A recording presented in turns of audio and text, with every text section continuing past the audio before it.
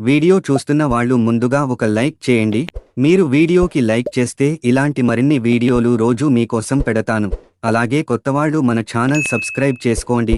రోజు పింకీతో నీ రేటు ఎంతో చెప్పు, నువ్వు అడిగింది నీ మొహాన కొడతాను. మర్యాదగా స్టీవ్ను వదిలేసి ఆ డబ్బు తీసుకుని వెళ్ళిపోమని చెప్తుంది. అప్పుడు పింకీ డబ్బు ఇస్తానని అంటుంటే నేను ఇంకేం మాట్లాడతాను అని అంటుంది. ఇది వినగానే స్టీవ్ కోపంతో అక్కడి నుండి వెళ్ళిపోతాడు. అప్పుడు రోజీ, నాకు తెలుసు నీకు అతడుంటే ప్రేమ లేదు, కేవలం డబ్బు కోసమే అతడిని ప్రేమిస్తున్నట్లు డ్రామా ఆడావు. సరే చెప్పు, నీకు ఎంత కావాలి అంటూ తన బ్యాగు తీస్తుంది. ఎంత కావాలన్నా మొహమాట పడకుండా అడుగు, క్షణాల్లో నీ ముఖాన కొడతాను అంటూ చెక్కు తీస్తుంది. అయితే పింకీ, సరే నా ఫీలింగ్స్ను డబ్బులతో వెలకడుతున్నావు కదా, అయితే నా ఫీలింగ్స్కి రేటు ఒక 500 కోట్లు ఉండొచ్చు అని అంటుంది. ఇది విని రోజీ, నీకు వేళాకోళంగా ఉందా, నా ఆస్తినే అంత ఉండదని అంటుంది. కానీ పింకీ, నువ్వు అందరి ఫీలింగ్స్ డబ్బుతో కొనాలని చూస్తావు కదా, నా ఫీలింగ్స్ రేటు అంతనే ఉందని చెప్తుంది. ఇది విని రోజీ, నువ్వు చాలా ఎక్కువ డబ్బు అడుగుతున్నావని అంటుంది. అయితే పింకీ, నీలాంటి పొగరిపోతూ అమ్మాయిలు డబ్బు అహంతో ఇలా దేనినైనా కొనాలని చూస్తారు, కానీ నా దగ్గర అలాంటి ఆటలు చెల్లవని అంటుంది. దీంతో రోజుకి కోపం వచ్చి ఈమెను కొట్టడానికి చేతిని ఎత్తుతుంది. కాని పింకీ ఈమె చేతిని పట్టుకుని వెనక్కి మెలిపెడుతుంది. అలాగే ఈమెతో, ఇంకోసారి నువ్వు నా డాగ్ పార్క్కి వచ్చి ఇలా దౌర్జన్యం చేస్తే కుక్కలు అన్నిటినీ నీ మీదకి వదిలేసి కరిపిస్తానని అంటుంది. అప్పుడు రోజీ, నీ ఉద్యోగం చూసే కదా ఇంతలా రెచ్చిపోతున్నావు, నీ జాబ్ పీకించి నిన్ను రోడ్డు మీద పడేలా చేస్తానని వెంటనే ఒక ఫోన్ చేసి నాకు మీ సహాయం కావాలని ఫోన్లో ఎవరినో అడుగుతుంది. అయితే పింకీ రోడ్డుపై ఉన్న స్టీవ్ కారు చూసి స్టీవ్ ఇక్కడికి వచ్చాడా అని అనుకుంటుంది. ఇంతలో స్టీవ్ ఒక్కసారిగా ఈమెను లాక్కెళ్లి చెట్టుకు ఆనిచ్చి ఒక్కసారిగా ఆమెకి లిప్ లాక్ పెట్టేస్తాడు. అలా కాసేపు గాఢమైన ముద్దులు పెట్టుకున్నాక పింకీ ఇతడిని తోసేసి నువ్వేం చేస్తున్నావ్ అని అంటుంది. అప్పుడు స్టీవ్, ఈసారి నన్ను ఎంతకి బేరం పెట్టి అమ్మేస్తున్నావ్ అని అడుగుతాడు. ఇది విని పింకీ, నువ్వేం మాట్లాడుతున్నావ్ అని అనగా స్టీవ్ ఈమెను పట్టుకుని, నీకసలు మనసు ఉందా, ఎందుకు నాకు ఆశలు పుట్టించి మళ్లీ నా మనసు గాయపరుస్తున్నావ్ అని అంటాడు. అలాగే నేను బ్రేకప్స్ తట్టుకోలేకపోతున్నాను, ఈసారి నువ్వు కాదు నేనే నిన్ను వద్దు అనుకుంటున్నా అని అంటాడు. అప్పుడు పింకీ ఇతడి తలను నిమురుతూ, సరే నువ్వు ఏ నిర్ణయం తీసుకున్నా నీకు నేను సపోర్ట్గా ఉంటానని అంటుంది. అప్పుడు మళ్లీ స్టీవ్ తన చిన్నతనాన్ని గుర్తు చేసుకోగా ఇతడు తన బామ్మతో నేను పెద్దయ్యాక విమానం ఎక్కుతానని అంటాడు. అప్పుడు బామ్మ, నువ్వు ఏ పని చేసినా సరే నేను నీ వెనకాలే సపోర్టుగా ఉంటా నాన్నా అంటూ ఇతడి తల నిమిరేది. అయితే ఇప్పుడు ఇతడు ఈమె చేతిని తన తలపై నుండి కోపంగా తీసేస్తాడు. అలాగే ఈమెతో మన ప్రయాణం ముగిసిందంటూ అక్కడ నుండి వెళ్ళిపోతాడు. ఆ తర్వాత పింకీ వంట చేస్తూ సాస్ అంతా పరధ్యానంతో పోసేస్తూ ఉంటుంది. అప్పుడు అన్నయ్య సాస్ బాటిల్ లాక్కుని మొత్తం పోసేస్తున్నావేంటి, ఇలా చేస్తే నూడిల్స్ ఎలా తినాలని అంటాడు. అప్పుడు పింకీ, అయ్యో పొరపాటున ఇలా చేశాను, సరే ఇది పక్కన పడేసి ఇవాళ నేను ఫుడ్ ఆర్డర్ చేసి నీకు పార్టీ ఇస్తానని అంటుంది. అప్పుడు అన్నయ్య, నీకేమైంది, ఇవాళ ఇలా మూడ్ ఆఫ్లో ఉంటున్నావు అని అంటాడు.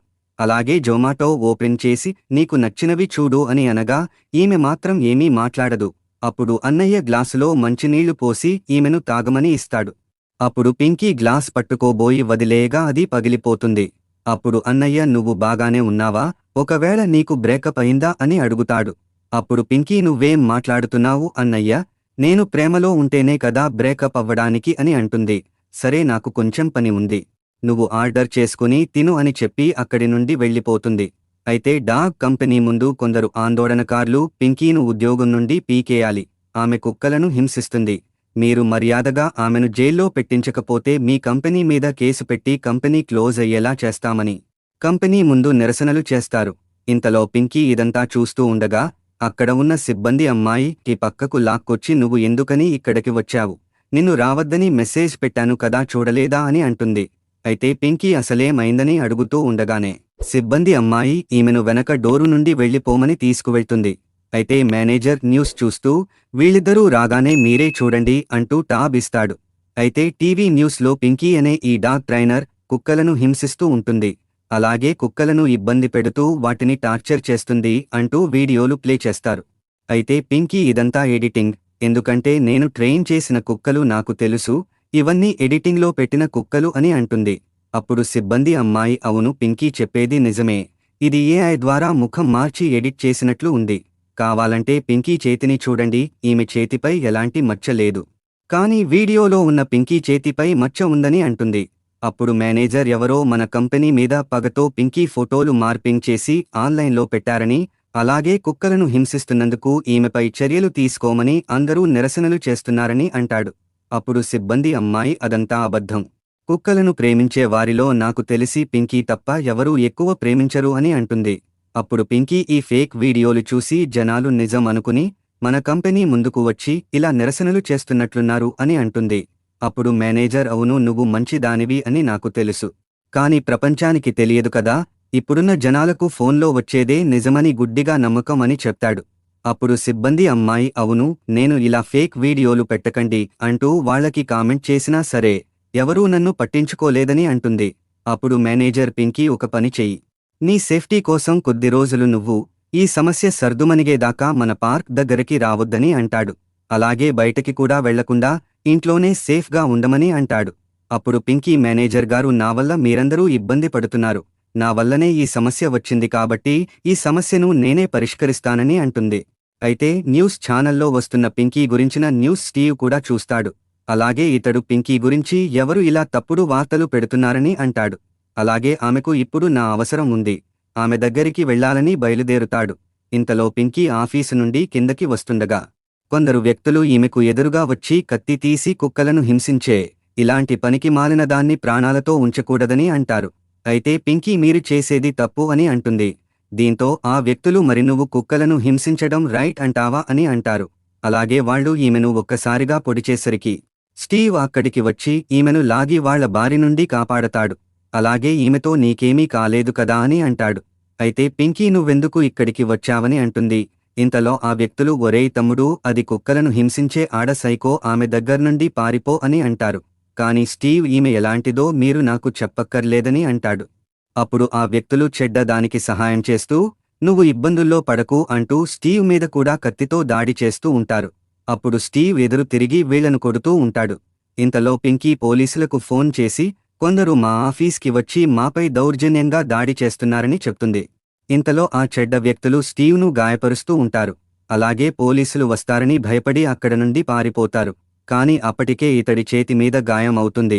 ఇది చూసి పింకీ కంగారు పడుతూ నీకు గాయమైంది, త్వరగా హాస్పిటల్కి వెళ్ళాలి పదా అంటూ ఇతడిని కంగారు చేస్తుంది. కాని ఈ కుర్రాడు నువ్వు నా మీద జాలి చూపించాల్సిన అవసరం లేదని అంటాడు. అప్పుడు పింకీ అలాంటప్పుడు నువ్వు నన్ను ఎందుకు కాపాడావు అని అడుగుతుంది. నా వల్ల నువ్వు గాయపడ్డావు, అందుకని నీకు వైద్యం చేపించే బాధ్యత నాదని అంటుంది.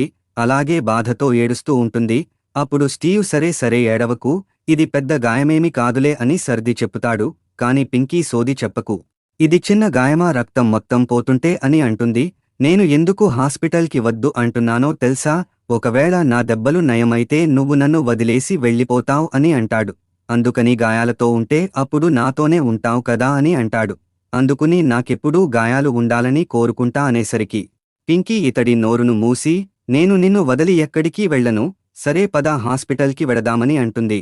అలాగే ఇతడిని హాస్పిటల్లో అడ్మిట్ చేశాక పింకీ వెళ్ళిపోతూ ఉండగా స్టీవ్ ఈమెను ఆపి నన్ను వదిలి వెళ్ళిపోను అన్నావు కదా అని అంటాడు. కాని పింకీ నేను ఎక్కడికి వెళ్లట్లేదు, మెడిసిన్ తేవడానికి కిందకి వెళ్తున్నానని అంటుంది. కాని ఇతడు నువ్వు వెళ్తే మళ్లీ తిరిగి రావని అంటాడు.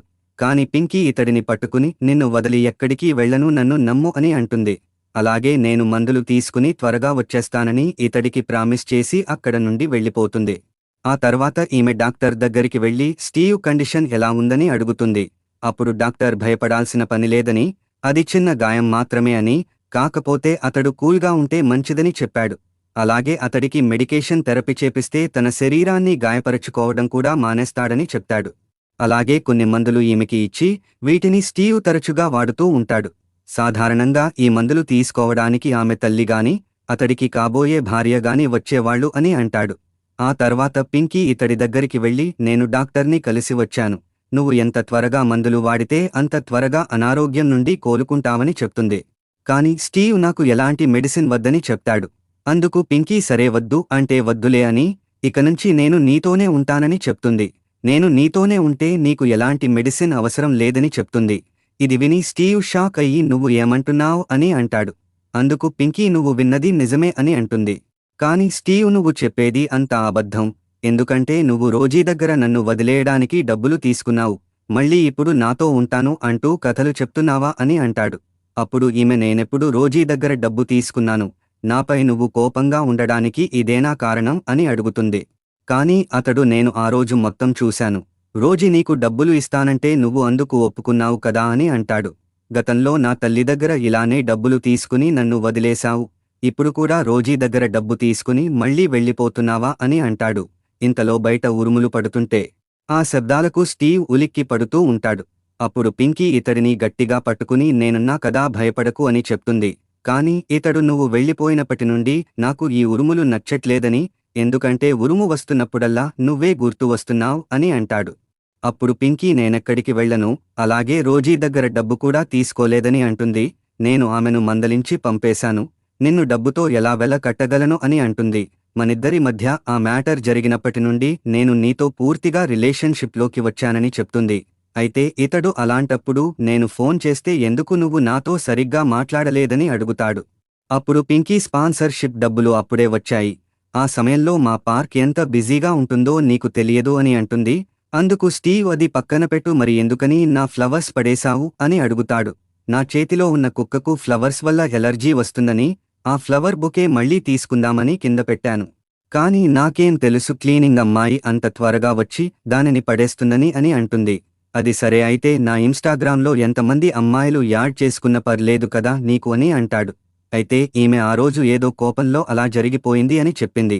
కాని స్టీవ్ ఒక్కసారిగా ఈమెను పట్టుకుని మళ్లీ లిప్ కిస్ పెట్టేస్తాడు. తర్వాత ఏమి జరిగిందో అనేది నెక్స్ట్ పార్ట్లో వివరిస్తాను. మిగతా స్టోరీ కోసం ఈ వీడియో లైక్ చేసి పార్ట్ 10 అని కామెంట్ చేయండి. చూసిన వాళ్ళంతా లైక్స్ కొడితే తర్వాత పార్ట్ త్వరగా పెడతాను.